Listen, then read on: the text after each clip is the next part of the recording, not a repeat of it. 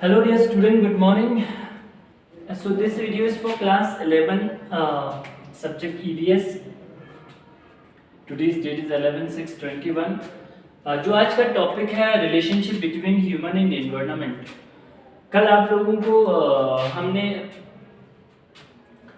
सम भाग पढ़े थे एनवायरनमेंट के बारे में। आप लोगों को इम्पोर्टेंस जो पढ़ रहा था हम एनवायरनमेंट के, ठीक है।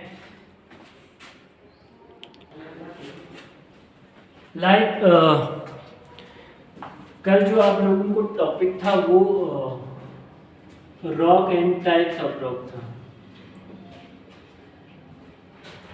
उसमें थोड़ा बहुत आप लोगों को फॉर्मेशन जो ऑलमोस्ट मैंने रॉक साइकिल को ख़त्म कर दिया था कि कौन कौन से रॉक किस तरह बनता है।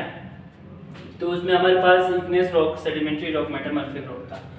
आज जो पढ़ने वाले हैं हम relationship between human and environment. ये एक मेन अहम टॉपिक है कि क्या संबंध है, क्या रिलेशन होता है एक इंसान का, ह्यूमन का और उसके एनवायरनमेंट के साथ। ये एक बड़ा मेन अहम टॉपिक है। आप लोगों को पर्सनली देखा जाए तो अगर ह्यूमन का एनवायरनमेंट के साथ डायरेक्टली और इनडायरेक्टली रिलेशन रहता है, लेकिन एनवायरनमेंट को फॉर एग्जांपल ये मान लो कि अगर एनवायरनमेंट को ह्यूमन नहीं होता इस पूरे एनवायरनमेंट में, तो एनवायरनमेंट को इतना असर नहीं पड़ता, इतना प्रभाव नहीं पड़ता। लेकिन ह्यूमन को ये एनवायरनमेंट नहीं होगा तो दे कांट सर्वाइव, वो खुद को सर्वाइव नहीं कर पाएगा, क्योंकि ह्यूमन को इस फिजिकल एनवायरनमेंट का, इस बायोलॉजिकल एनवायरनमेंट का बहुत ज़रूरत है, क्योंकि ह्यूमन डायरेक्टली इनडायरेक्टली इसी एनवायरनमेंट के ऊपर डिपेंड रहता है। दूसरा ये चीज़ है कि एनवायरनमेंट ह्यूमन को इतना नुकसान नहीं पहुंचाता, ठीक है। ह्यूमन जो एनवायरनमेंट है ह्यूमन को किसी भी तरीके की कोई नुकसान नहीं पहुंचाता। बट आजकल जो बढ़ती हुई आबादी और ग्रोइंग पॉपुलेशन है और ह्यूमन की वजह से सबसे ज़्यादा इस नुकसान को पहुंचा रहा है। अलग अलग तरीके से नुकसान पहुंचाता है ह्यूमन इस एनवायरनमेंट को, ठीक है। हम यहाँ उनकी रिलेशनशिप थोड़ा पढ़ेंगे कि किस तरीके की रिलेशनशिप है, अलग अलग नज़रिए से देखेंगे, पर्सपेक्टिव से देखेंगे, ठीक है, कि कौन कौन सा पर्सपेक्टिव है, ठीक है, क्या परसेप्शन है, देखने का, सोचने का नज़रिया क्या है, वो अलग अलग पर्सपेक्टिव से देखेंगे, हम एंगल से देखेंगे। सबसे पहले है मिनिमलिस्टिक पर्सपेक्टिव। ये एक अलग थ्योरी है, अलग अलग थ्योरी दिया हुआ है, अलग अलग पर्सपेक्टिव है, अलग अलग हाइपोथेसिस हैं।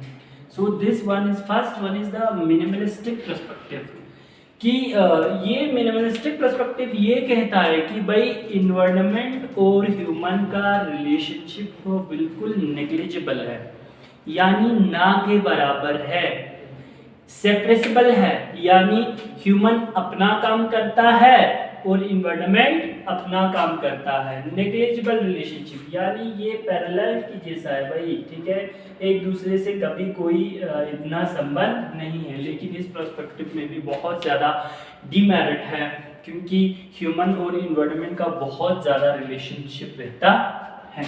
तो ये मिनिमलिस्टिक, मिनिमम यानी बिल्कुल कम, ना के बराबर, नेग्लिजिबल है। तो ये पर्सपेक्टिव यही कहता है कि इन दोनों का जो रिलेशनशिप है वो बिल्कुल नेग्लिजिबल है।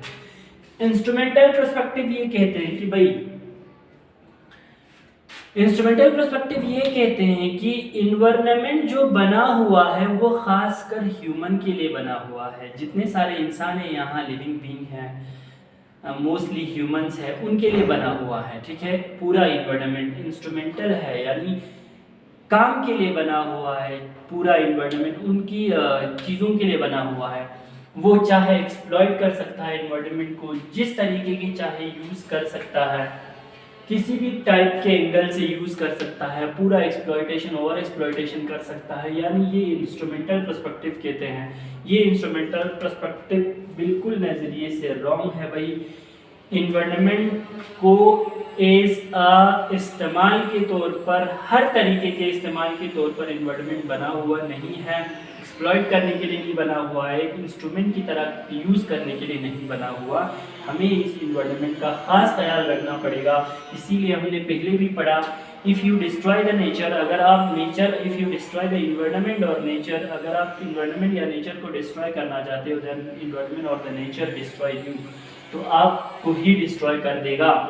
बोलने का ये मतलब है कि अगर आप इनकी रिस्पेक्ट ना करेंगे, अगर आप इनको ना चाहेंगे, इनकी किस तरह कंजर्वेशन ना करेंगे, डिप्लीशन को ना रोकेंगे, तो हमें ये अलग अलग तरीके से नुकसान देते हैं। जैसे कि हमने आपको पोल्यूशन में समझाया था कि बहुत ज़्यादा एटमॉस्फेयर की पोल्यूशन से आजकल बहुत सारे ग्लोबल वार्मिंग हो रहा है, ओजोन डिप्लीशन हो रहा है, ये नुकसानदेह है। डिफरेंट टाइपों के डिजीज़ आ रहा है, स्किन कैंसर आते हैं। सो इस तरीके के नुकसान बहुत ज़्यादा पहुंचाते हैं, इस तरीके डिस्ट्रॉय बहुत ज़्यादा कराते हैं हमें इन्वायरमेंट।